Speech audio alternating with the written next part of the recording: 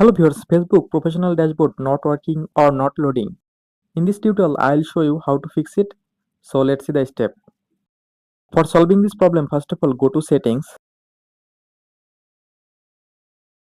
Now scroll down and go to apps option or apps management. Now scroll down and tap on Facebook.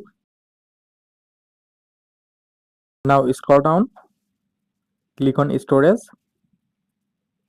Now click on clear data. Click on delete. Now go to Play Store.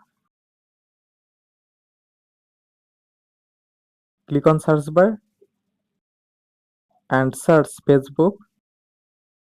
From here, update your Facebook app if it available. Now restart your phone for power off and on. Now open Facebook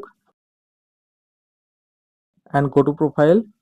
Go to professional dashboard and see problem solved successfully.